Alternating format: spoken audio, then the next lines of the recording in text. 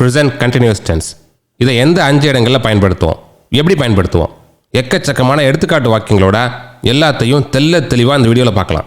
நான் காரைக்குடி பாலகுமார். உங்களை சூப்பராக இங்கிலீஷ் பேச வைக்கிறது என் பொறுப்பு. நம்ம சேனல் வீடியோஸ் பார்க்குறது மட்டும்தான் உங்கள் பொறுப்பு. ப்ரெசன்ட் கண்டினியூஸ் டென்ஸோட ஃபார்முலா ஸ்ட்ரக்சர் எல்லாம் கற்றுக்கணுன்னா அதுக்கு தனியாக ஒரு வீடியோ போட்டிருக்கோம். பின் பண்ணியிருக்க கமெண்ட்டில் அந்த லிங்க் கொடுத்துருக்கோம். அந்த வீடியோ இன்னும் பார்க்கலன்னா அதையும் பாருங்கள். இந்த வீடியோவில் ப்ரெசன்ட் கண்டினியூஸ் டென்ஸோட 5 பயன்கள் பார்க்க போகிறோம். அந்த வீடியோ பார்க்காதவங்களுக்கு ஷார்ட்டாக ப்ரெசன்ட் கண்டினியூஸ் டென்ஸ்க்கு உண்டான இங்கிலீஷ் ஃபார்முலா சொல்கிறேன். Aming, ising, aring. Am plus verb plus I N G, இது ஐக்கு வரும். Is plus verb plus I N G, இது ஹீ, ஷீ, இட், தட்டுக்கு வரும். Are plus verb plus I N G, இது யூ, வி, தேக்கு வரும். இதான் ஃபார்முலா, மெயின் ஃபார்முலா. முதல் யூஸ் பார்க்கலாம்.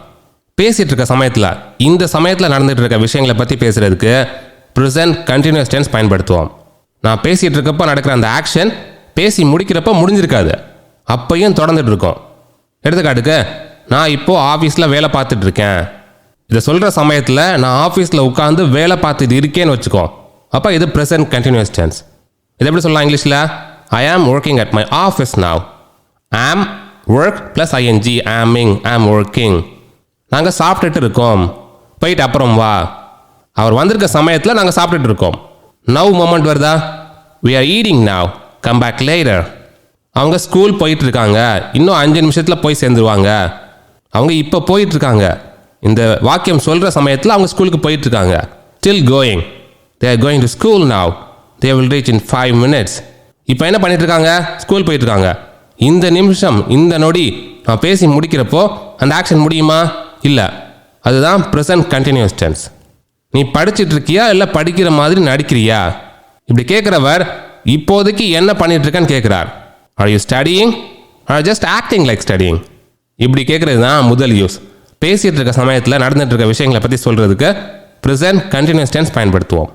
ரெண்டாவது யூஸ், ஒரு விஷயம் இப்போது எக்ஸாக்ட் நவ் மொமெண்ட்டில் நடக்காட்டினாலும் ஒரு டெம்பரரி சுச்சுவேஷன், இந்த டைம் பீரியடில் அப்பப்போ நடந்துட்டு இருக்கு, டெம்பரரியா, இந்த சுச்சுவேஷன்லையும் ப்ரெசன்ட் கண்டினியூஸ் டென்ஸ் பயன்படுத்தலாம். எடுத்துக்காட்டுக்கு, நான் ஒரு சூப்பர் டிவி சீரிஸ் பார்த்துட்ருக்கேன், நீயும் பாரு. இப்படி ஒருத்தர் அவர் ஃப்ரெண்டுக்கிட்ட சொல்கிறாருன்னு வச்சுக்கோ. இப்படி சொல்கிறவர் இதை சொல்கிற சமயத்தில் டிவி சீரியஸ் பார்த்துட்டு இருக்கணும்னு தேவையில்லை. அந்த காலகட்டத்தில் பார்த்துட்டு இருக்கார், ஆனால் இன்னும் கம்ப்ளீட்டாக பார்த்து முடிக்கல, ஸ்டில் கண்டினியூவிங். பார்த்துட்டு இருக்கப்போவே இன்னொருத்தருக்கு சஜஸ்ட் பண்ணுறார். இங்கிலீஷில் எப்படி சொல்லலாம்? அதை ஐம் வாட்சிங் a great TV series, you do watch it. இன்னொரு எடுத்துக்காட்டு, நல்ல வேலை கிடைக்கிற வரைக்கும் நான் சின்ன ஆஃபீஸில் வேலை பார்த்துட்டு இருக்கேன். இப்படி சொல்கிறவர் இதை சொல்லும் பொழுது சின்ன ஆஃபீஸில் வேலை பார்த்துட்டே இதை சொல்லணும்னு தேவையில்லை. வீட்டில் இருக்கலாம், ஜிம்மில் ஒருத்தர்கிட்ட பேசும்பொழுது இப்படி சொல்லலாம், ஏன் தூக்கத்தில் கூட இப்படி சொல்லலாம். ஆனால் என்ன உண்மைன்னா, அவன் அந்த டைம் பீரியடில் டெம்பரரி சுச்சுவேஷனாக சின்ன ஆஃபீஸில் வேலை பார்த்துட்டு இருக்கார். வேலையை விட்டாரா? இல்லை, இன்னும் பார்த்துட்டு இருக்கார், ஸ்டில் கண்டினியூவிங். அதான் present continuous tense. I am working in a small office until I find a good job. இதை சிம்பிள் ப்ரெசன்ட் டென்ஸ் கூட கம்பேர் பண்ணுங்கள். I work in a bank, இதுக்கு என்ன அர்த்தம்? இது பெர்மனன்ட் சுச்சுவேஷன், எனக்கு பெர்மனன்ட் ஜாபாக பேங்க்கில் வேலை பார்க்குறேன்னு அர்த்தம்.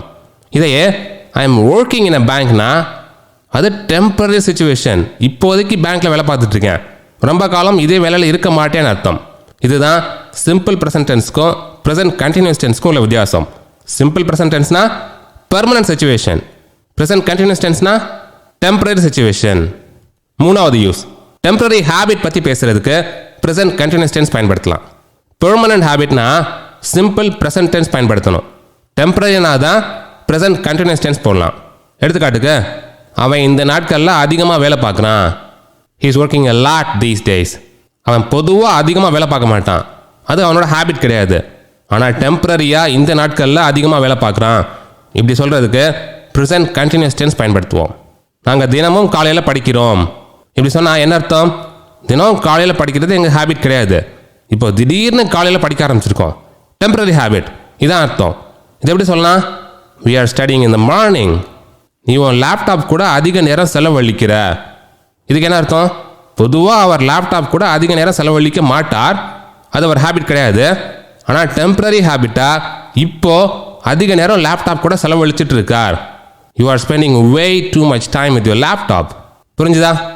இந்த மாதிரி டெம்பரரி சுச்சுவேஷன் பற்றி சொல்லும் பொழுது ப்ரெசன்ட் கண்டினியூஸ் டென்ஸ் பயன்படுத்துவோம்.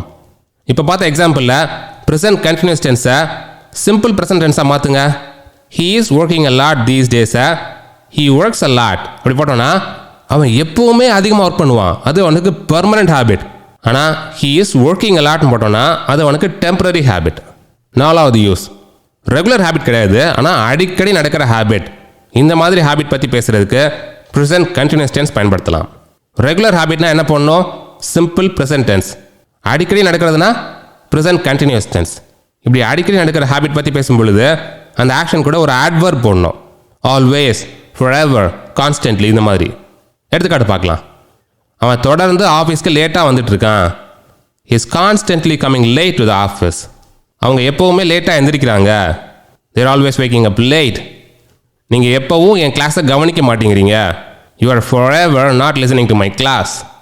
நீ பெரும்பாலும் உன் டைமை லைப்ரரியில் தான் செலவழிக்கிற. You are mostly spending your time in the library. இந்த மாதிரி அடிக்கடி நடக்கிற ஹேபிட் பற்றி பேசுகிறதுக்கு ப்ரெசன்ட் கண்டினியூஸ் டென்ஸ் பயன்படுத்தலாம். புரிஞ்சுதா?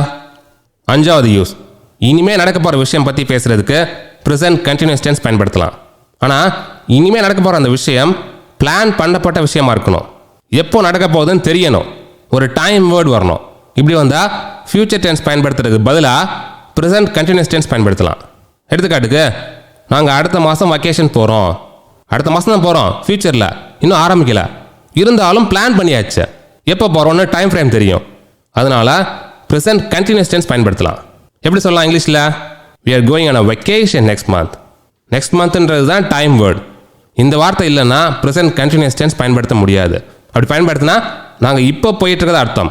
we are going on a vacationனா நாங்கள் இப்போ போயிட்டுருக்கோம், இந்த கரண்ட் மொமெண்ட்டில், நவுல. இன்னொரு எடுத்துக்காட்டு, நாங்கள் வர்ற வீக்கெண்டில் கிரிக்கெட் விளையாட போகிறோம். வர்ற வீக்கெண்டை முடிவு பண்ணியாச்சு. இந்த டைம் இன்னும் வரலன்னாலும் பிளான் பண்ணிட்டதுனால ஃபியூச்சர் டென்ஸ்க்கு பதிலாக ப்ரெசன்ட் கண்டினியூஸ் டென்ஸ் பயன்படுத்தலாம். எப்படி சொல்லலாம் இங்கிலீஷில்? we are playing cricket this weekend. இங்கேயும் this weekendனு ஒரு டைம் வேர்டு வருது. அது வரலன்னா என்ன ஆகும் அர்த்தம்? we are playing cricket.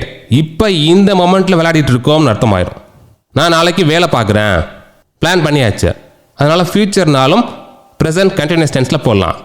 I am working tomorrow. இங்கே டைம் வேர்டு என்னது? டுமாரோ. புரிஞ்சுதா? இதுதான் ப்ரெசன்ட் கண்டினியூஸ் டென்ஸோட 5 யூசஸ். இப்போ உங்களுக்கு ஒரு டாஸ்க். நீங்கள் அடுத்த வாரம் என்ன செய்யலாம்னு பிளான் பண்ணி வச்சுருக்கீங்க. அதை ப்ரெசன்ட் கண்டினியூஸ் டென்ஸில் ஒரு வாக்கியம் அமைச்சு கமெண்ட்டில் போடுங்க. உங்களை சூப்பராக இங்கிலீஷ் பேச வைக்கிறது என் பொறுப்பு. நான் காரைக்குடி ச. பாலகுமார்.